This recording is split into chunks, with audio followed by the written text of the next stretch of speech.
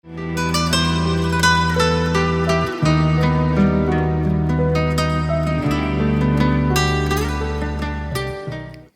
த Lord. கர்த்தாவே எழுந்தருளும் என்கிற காலை தியானத்திற்கு இயேசு நாமத்தினாலே உங்களை அன்போடு வரவேற்கிறேன். நீங்கள் மிகுந்த சமாதானத்தினால் மனமகிழ்ச்சியாய் இருப்பீர்கள். இது எங்கே எழுதப்பட்டிருக்கிறது? சங்கீதம் 37:11. மிகுந்த சமாதானம், அபண்டன்ஸ் எழுதப்பட்டிருக்கிறது. தேவைக்கு அதிகமான சமாதானத்தினால் மனமகிழ்ச்சியாக இருப்பீர்கள். இந்த வசனம் நீங்கள் பொருளினால் சந்தோஷமாக இருப்பீர்கள், இல்லை என்றால் உங்களுக்கு கொடுக்க போகிற கல்வியினால் சந்தோஷமாக இருப்பீர்கள், இப்படியெல்லாம் அது சொல்லவில்லை. சொத்துக்களினால் நீங்கள் சந்தோஷமாக இருப்பீர்கள். சொல்லுகிறது மிகுந்த சமாதானத்தினால் மனமகிழ்ச்சியாக இருப்பீர்கள். ஒரு மனமகிழ்ச்சி என்றாலே அதற்கு மிக முக்கியமானது மிகுந்த சமாதானம். சமாதானமே மனமகிழ்ச்சியை கொடுக்கும். உங்களுக்கு மிகுந்த சமாதானம் இருக்குமானால் தேவைக்கு அதிகமான சமாதானம். ஃபார் எக்ஸாம்பிளுக்கு நம்ம சொல்லலாம், சில பேரோட சமாதானம் எப்படி தான் இருக்கும்? தொடர் மலை போல் இருக்கும்.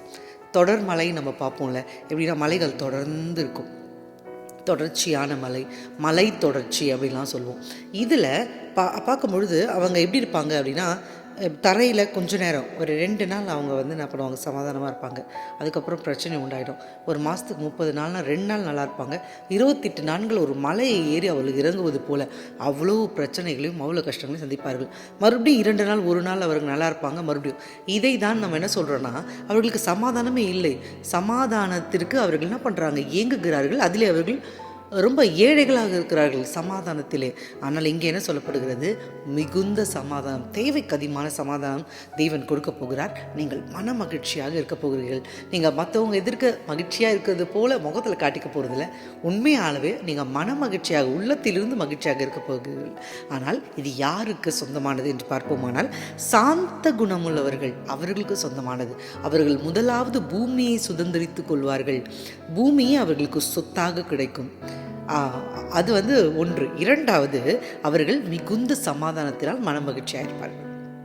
அது என்ன சாந்த குணம் என்று பார்ப்போமானால், அதற்கு நிறைய வார்த்தைகள் உபயோகப்படுத்தப்பட்டிருக்கிறது. குவாய்ட், ரொம்ப அமைதியாக இருப்பது, ஜென்டில், மென்மையாக கனிவாக இருப்பது, இப்படியெல்லாம் இருக்கிறது. இதிலே இன்னும் ஒரு காரியங்கள் என்னென்னா, ஃபோர்ஸ்ஃபுல்லாக அவங்க ஒப்பீனியனை சொல்ல மாட்டாங்க. இவர்கள் யார் அப்படின்னு பார்ப்போன்னா, சாந்த குணமுள்ளவர்கள்.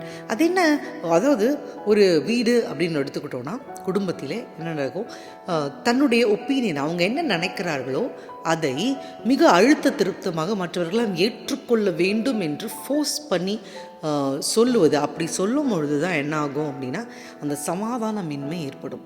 ஆனால் இந்த சாந்த குணமுள்ளவர்கள் அப்படிப்பட்டவர்கள் அல்ல. தன்னுடைய ஒப்பீனியனை, தனக்கு தோன்றுகிற காரியத்தை, அவர்களுக்கு பல காரியங்களை பலர் பார்க்கலாம், ஆனால் ஒவ்வொருவரும் அவர்கள் பார்க்கிற விதத்தில் இதை புரிந்து கொள்வார்கள். எனவே இவர்கள் என்ன நினைக்கிறார்களோ ஒன்றை பற்றி அதை மற்றவர்களிடம் ஃபோர்ஸ் பண்ணி சொல்ல மாட்டார்கள். அவர்கள்தான் பூமியையே சுதந்திரித்துக் கொள்வார்கள். அது மட்டும் இல்லாமல் அவர்கள் மிகுந்த சமாதானத்தினால் மனமகிழ்ச்சியாக இருப்பார்கள். மறுபடியும் இவர்களை பற்றி என்ன சொல்லப்பட்டிருக்கு? ரொம்ப ஜென்டிலாக இருப்பாங்க, ரொம்ப குவாய்ட்டாக இருப்பாங்க.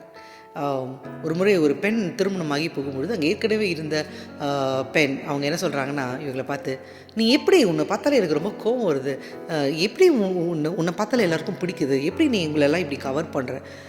அந்த புதுதாய் போன பெண்ணிற்கு அது ரொம்ப ஆச்சரியமாக இருந்தது. நாம தானே இருக்கோம், எல்லாருக்கும் நம்மளை பிடிச்சா நம்ம என்ன பண்ண முடியும்? இது எதை குறிக்கிறது? இது மாதிரி ஜென்டிலாக இருக்கிறவர்கள் பூமியை, தன்னை சுற்றி இருக்கிற இடங்களை சுதந்திரித்துக் கொள்வார்கள். ஏன்னா தேவையில்லாமல் அவங்க கத்த மாட்டாங்க. அவங்களோட எமோஷனை அவங்களால என்ன பண்ண முடியும்னா ஹேண்டில் பண்ண முடியும். எதுக்கெடுத்தாலும் கோவப்பட்டு கத்த மாட்டார்கள். அதே மாதிரி அவங்க கண்களில் பார்ப்பதை வைத்து அவர்கள் எதையோ ஒன்று யூகித்து கொண்டு கத்த மாட்டார்கள். அதை நானா பக்கமும் ஒரு யோசித்து அவங்க ரொம்ப குவாய்ட்டாக இருப்பாங்க. இப்படிப்பட்ட குவாய்ட், ஜென்டில், அதே மாதிரி ஒப்பீனியனை ஃபோர்ஸ்ஃபுல்லாக சொல்லாமல் இருக்கிறது, இந்த காரியங்கள் எல்லாவற்றையும் தேவன் உங்களுக்குள் விதைத்திருக்கிறார். அது வளர்ந்து கொண்டிருக்கிறது. நீங்கள் சாந்த குணமுள்ளவர்களாய் பூமியை சுதந்திரித்து மிகுந்த சமாதானத்தினால் மனமகிழ்ச்சியாக இருக்க போகிறீர்கள். நாம் ஜெபிக்க போகிறோம். மகா கிரகத்திற்குரியவரே, உம்மை நாங்கள் தொழுகிறோம், உம்மை நாங்கள் வாழ்த்துகிறோம், உம்மை நாங்கள் வணங்குகிறோம், உம்மை நாங்கள் போற்றுகிறோம். ஆண்டவரே, மக்கு ஸ்தோத்திரம். இது காலை தியானத்திலே கலந்து கொண்டிருக்கிற ஒவ்வொருத்தர் மீதும் எழுந்தருளி இருக்கிறீர், அதற்காக உமக்கு நன்றி. இவர்களுக்கு முன்பாக நீர் புறப்பட்டு செல்லுகிறீர், அதற்காக உமக்கு நன்றி. மிகுந்த மனமகிழ்ச்சிக்கு சொந்தக்காரர்களாக, இவர்கள் சாந்தம் உள்ளவர்களாக பூமியை சுதந்திரிக்கப் போகிறதற்காக நன்றி ஆண்டவரே. அப்பா, அந்த சாந்தத்தை இவர்கள் இருதயத்தில் விதைத்திருக்கிறீர், அது வளர்ந்து கொண்டிருக்கிறது. அதற்காக உமக்கு நன்றி ஆண்டவரே.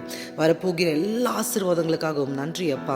இயேசுவே உமக்கு ஸ்தோத்திரம் ஆண்டவரே. படுக்கையில் இருக்கிற ஒவ்வொருத்தரும் கருத்தில் ஒப்புவிக்கிறோம். நீர் படுக்கையை மாற்றி போட போகிறதுக்காக நன்றி. தேவைகளை சந்திங்க, இந்த பிரயாணத்தை ஆசீர்வதிங்க. எந்தெந்த காரியங்களாம் கைட்டு செய்கிறார்களோ, எதையெல்லாம் புதிதாக தொடங்குகிறார்களோ எல்லாவற்றிலும் தெய்வீக பிரசன்னம் இருக்கட்டும். இயேசு நாமத்தினால் ஜெபத்தை எடுக்கிறோம் எங்கள் அன்பு தந்தையே, ஆமென். நீங்கள் மிகுந்த சமாதானத்தினால் மனமகிழ்ச்சியாக இருக்க போகிறீர்கள். May God go with you. Have a great day.